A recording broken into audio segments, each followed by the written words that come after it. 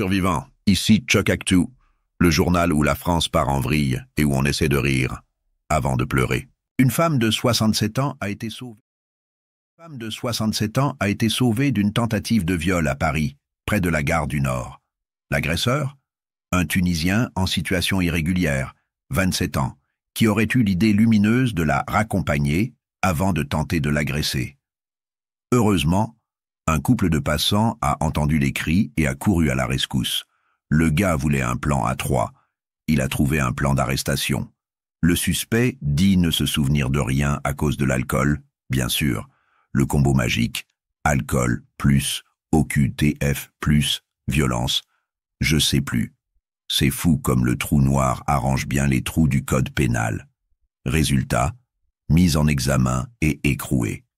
Chuck, parfois, le vrai héros, c'est juste celui qui sort acheter des clopes au bon moment. Direction les Bouches-du-Rhône, à Rousset, où une femme de 94 ans a été sauvée d'une tentative de viol par ses aides-soignantes. Elles arrivent comme chaque matin pour lui donner ses médicaments et tombent sur un gars tout nu en train de, disons, rendre service sans prescription. Les deux soignantes l'ont fait fuir direct. Lui, il a eu 3 heures de liberté, pas plus. Interpellé dans un bar, probablement en train de fêter son exploit à la bière pression. L'homme, 35 ans, déjà connu pour divers délits, mais pas pour le QI. Il a été placé en détention provisoire, le temps de comprendre que personne fragile n'est pas un concept érotique.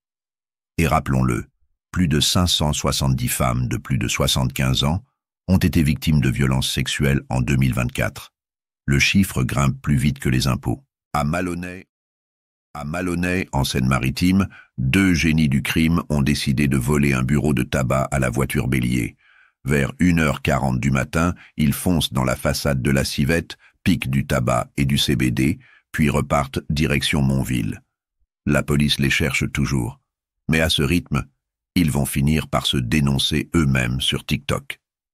Sérieusement, voler du CBD, c'est comme braquer un bar pour du Perrier.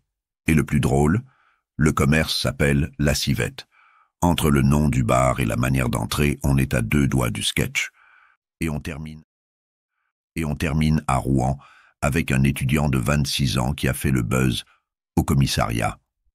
Interpellé ivre, un rétroviseur à la main, oui, c'est son trophée du soir, il a décidé pendant sa garde à vue de baisser son pantalon et faire l'hélicoptère avec ses parties intimes.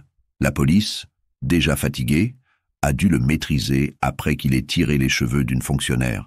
Certains montent des start-up, lui, il monte juste le volume de la honte nationale.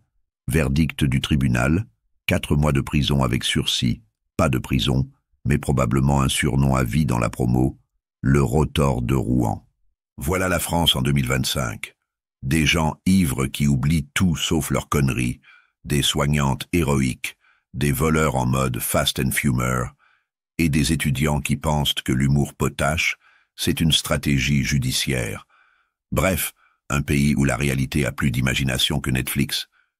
Ici Chuck Actu, le journal où on rit, jaune, mais on rit quand même. Abonnez-vous, mettez un like, et souvenez-vous, tant qu'il y a des faits divers, il y a de l'espoir pour la comédie.